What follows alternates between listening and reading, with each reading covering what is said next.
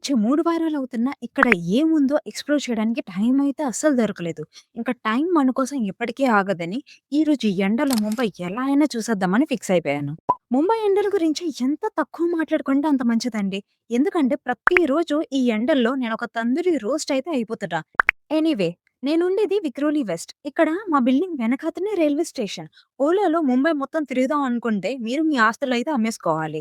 So, వీలైనంత వరకు ఇక్కడ అందరూ ట్రైన్సే ప్రిఫర్ చేస్తారు. ఇంకా ఈ రోజుకి నేను కూడా ట్రైన్‌లోనే తిరుగుదామని ఫిక్స్ అయిపోయా. వెంటనే విక్రోలి నుంచి ఛత్రపతి శివాజీ మహారాజ్ టెర్మినస్‌కి టికెట్ అయితే తీసుకున్నా. నాకు ఇది ₹15 అయితే పడింది. సో, ఇంకా 1 అవర్ ట్రైన్‌లో ట్రావెల్ చేశాక సీఎస్ఎంటీకి అయితే రీచ్ అయిపోయాం. ఈ station one of the busiest railway station అయితే మనం చెప్పుకోవచ్చు. ఇప్పుడు మనం ఇంత కష్టపడి ఎండలో ట్రైన్‌కొచ్చేసాం కాబట్టి ఒక చెరుకరి జ్యూస్ అయితే తాగాలి. ఇక్కడైతే చిన్న గ్లాస్ ₹10 అండ్ ఇంకా పెద్ద గ్లాస్ అయితే ₹20. మన ఊర్లలో గూడా ఇవే రేట్లా? లేకపోతే ఏమన్నా అటు ఇటుగా ఉందా? ప్లీజ్ కమెంట్ అయితే చేసి చెప్పండి. ఇక్కడ బయటకొచ్చాక గేట్‌వే ఆఫ్ ఇండియాకి షేర్ ఆటోలయితే ఉంటాయి. మనిషికి ₹40-60 చార్జ్ చేసినా కొంచెం కంఫర్టబుల్‌గా అయితే ఎళ్ళొచ్చు. బస్సులు గూడా ఉంటాయి. కాకపోతే ఇది ఈజీ అండ్ క్విక్ ఆప్షన్ అన్నమాట. ఇంకా ఇక్కడి నుంచి దారి పొడుగునా మీకు పెద్ద పెద్ద బ్యాంక్‌ల హెడ్ క్వార్టర్స్ అయితే కనబడతాయి. Reserve bank of India, public and private sector banks ఇక్కడుంటాయి. మొత్తానికి మనం గేట్‌వే ఆఫ్ ఇండియాకయితే రీచ్ అయిపోయాం. ఇది కదా మనకు కావాల్సిన వ్యూ. ఒక పక్క గేట్‌వే ఆఫ్ ఇండియా, ఇంకో పక్క తాజ్ హోటల్. ఇవి మార్నింగ్ వ్యూస్, అలాగే ఇది నైట్ వ్యూ. రతన్ టాటా గారి గురించి తెలియని వాళ్ళు ఎవరూ ఉండరు. అలానే నేను కంపెనీలో జాయిన్ అయ్యాక ఒక ఇండక్షన్‌లో ముంబై అటాక్ గురించయితే చెప్పారు. ఆ మూమెంట్‌లో రతన్ టాటా గారు ఒక ట్రూ హీరోలా, ఇంకా లీడర్ అంటే ఇలా ఉండాలని నాకనిపించింది. 2008 ముంబై అటాక్ జరిగింది కదా! అదే 26/11 అని మనం అంటాం. అయితే తాజ్ హోటల్‌ని టెర్రరిస్ట్‌లు ఎలా ఆక్యుపై చేసి అటాక్ చేశారో మనకి కొంచెం ఐడియా ఉంది. ఈ తాజ్ హోటల్ టెర్రరిస్ట్ అటాక్స్‌కి main target. And almost 3 days వరకు ఈ అటాక్ అయితే కొనసాగింది. అటాక్ అయిపోయాక రతన్ టాటా గారు పర్సనల్‌గా ఎఫెక్ట్ అయిన ఎంప్లాయీస్‌కి, అలానే వాళ్ళ ఫ్యామిలీస్‌కి కావాల్సిన సపోర్ట్ అయితే చేశారు. తర్వాత హోటల్ రీకన్‌స్ట్రక్షన్ అవుతున్నప్పుడు హోటల్ ఎన్ని మంత్స్ అయితే క్లోజ్ అయిందో అందరు ఎంప్లాయీస్‌కి ఫుల్ సాలరీని ఇచ్చారు. ఇప్పటికీ గూడా తాజ్ హోటల్ ఒక లగ్జరీ ల్యాండ్‌మార్క్ అనే కాదు, సింబల్ ఆఫ్ రెసిలియన్స్ అని కూడా చెప్పుకుంటారు. ఇప్పుడు గేట్‌వే ఆఫ్ ఇండియా. ఇది ముంబైలో మోస్ట్ ఫేమస్ ల్యాండ్‌మార్క్. దీనిని బ్రిటిష్ పాలనల్లో కట్టించారు. ఒకప్పుడు సముద్రం ద్వారా ప్రయాణం చేసొచ్చిన రాజులని, ఇంకా గవర్నర్స్‌ని రిసీవ్ చేసుకునే ముఖద్వారం. ఇక్కడి నుంచి మనం ఫెర్రీని పట్టుకొని ఎలిఫెంట్ ఐలాండ్‌కి వెళ్ళాలి. సముద్రం పగలు ప్రశాంతంగా, అందంగా కనిపిస్తుంది. అదే సముద్రం రాత్రికి భయాన్ని పుట్టిస్తుంది. ఈ ఫెర్రీ రైడ్స్ మార్నింగ్ 9 నుంచి ఈవినింగ్ 6 వరకు ఉంటాయి. ఒక్కొక్క టికెట్ ప్రైస్ 160 ఇండియన్స్‌కైతే. అండ్ అదే ఫారినర్స్‌కి ₹260. అరౌండ్ 1 అవర్ జర్నీ అయితే ఉంటుంది వెళ్ళడానికి. ఒక్కసారి మనం ఫెర్రెక్కిన తర్వాత మనకి సముద్రం పైన ఏ షిప్స్ వెళ్తాయన్నవి మనకు కనిపిస్తాయి. ఒక్కోసారి ఎక్స్‌పోర్ట్స్, ఒక్కోసారి నేవీ రిలేటెడ్, ఒక్కోసారి చేపలు పట్టే వాళ్ళవి, ఇంకోసారి ప్రైవేట్ సేల్ బోట్స్. దానితో పాటు ఈ ఫెర్రీలో ఉన్న వాళ్ళని చూడడానికి సీ బర్డ్స్ కూడా ఉంటాయి. బోట్‌లో ఉన్నవాళ్ళు తినడానికి ఏమైనా పెడతారని అవి మనతో పాటే వస్తూ ఉంటాయి. మొత్తానికి మనం ఎలిఫెంటా ఐలాండ్‌కైతే వచ్చేసాం. ఇక్కడ బోట్ దిగి మినీ ట్రైన్‌ని పట్టుకొని కేవ్స్‌కి రీచ్ అయిపోతాం. ట్రైన్ ఒక 500 మీటర్స్ వరకు తీసుకెళ్తుంది. దాని తర్వాత పైకి మెట్లెక్కాలి. ఆ మెట్లు చూసిన తర్వాత ఖాళీ కడుపుతో వెళ్ళే కన్నా ఏదైనా తిని వెళ్దామని ఫిక్స్ అయిపోయాను. మటన్ బిర్యానీ, ఇంకా ప్రాన్స్ బిర్యానీ ఆర్డర్ పెట్టుకొని అలానే ఒక కోక్‌తో లంచ్ ముగించేసా. అలా ఓలాలో సేవ్ చేసుకున్న డబ్బులైతే లంచ్‌కి ఎగరేసాను. ఆ! ఇప్పుడు అసలైన టాస్క్ మెట్లు ఎక్కాలా? లేదా తిరిగెళ్ళిపోవాలా?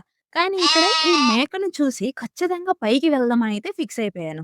ఈ పైకి వెళ్ళే దారిలో చాలా థింగ్స్ కొనుక్కోవడానికి ఉంటాయి. క్రిస్టల్స్ అని, డెకరేటివ్ ఐటెమ్స్ అని, బట్టలు, హ్యాండ్ బ్యాగ్స్ ఏం కావాలంటే అవి. కానీ అన్నీ రేట్లు ఎక్కువే. తన ఓకే. Poor fellow. ఇంకా పైకి వచ్చేసరికి ఇక్కడ మళ్ళా టికెట్ తీసుకోవాలి. ఇంకా లోపలికి వెళ్తే అసలు ఇంత పెద్ద కొండ ఎంత అందంగా చెక్కారో కనిపిస్తుంది. ఈ ఐలాండ్ మొత్తం ఒక రాక్ కట్ కేవ్. శివుడి విగ్రహాలతో ఇంకా చిన్న చిన్న స్టోరీస్‌తో ఎలా చేశారో మనం చూడొచ్చు. ఈ కేవ్స్ 1000 ఇయర్స్ కన్నా చాలా పెద్దది. అంటే అప్పటికి మీరు నేను పుట్టలేదనుకోండి. అలానే యునెస్కో వరల్డ్ హెరిటేజ్ సైట్‌లో గూడా ఇది రికాగ్నైజ్ అయ్యింది. అలా వెళ్తూ ఉండగా చాలా మంది తెలుగు వాళ్ళనైతే నేను కలిసాను. అప్పుడే అనిపించింది. నేనే అందరిని వదిలేసి మరీ అంత దూరమైతే వచ్చేయలేదు అని. ఇంకా కొండ కిందన మేక కనబడితే కొండ పైన కోతులు కనబడ్డాయి. ఎన్ని కనబడ్డాయంటే ఇంక నేను వాటిని తప్పిపోయినా మా తమ్ముడ్లు ట్రీట్ చేయడం, అలానే అవి తినడానికి గవ్వలు, తాగడానికి నీళ్లు గూడా ఇచ్చేసాను. ఏంటో నేనెంత మంచిదాన్నో. తాగేసేరా ఊరు వాడా దండోరా.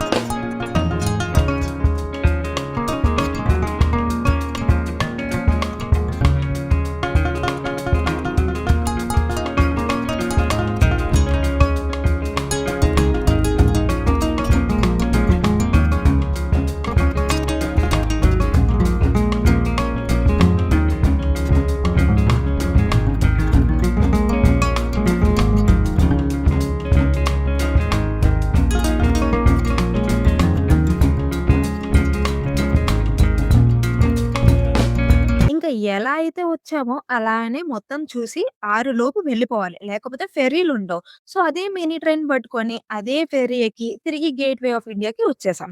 కానీ తిరిగి వచ్చేటప్పుడు తాజ్ హోటల్ లైట్‌లతో మెరిసిపోతూ ఉంది.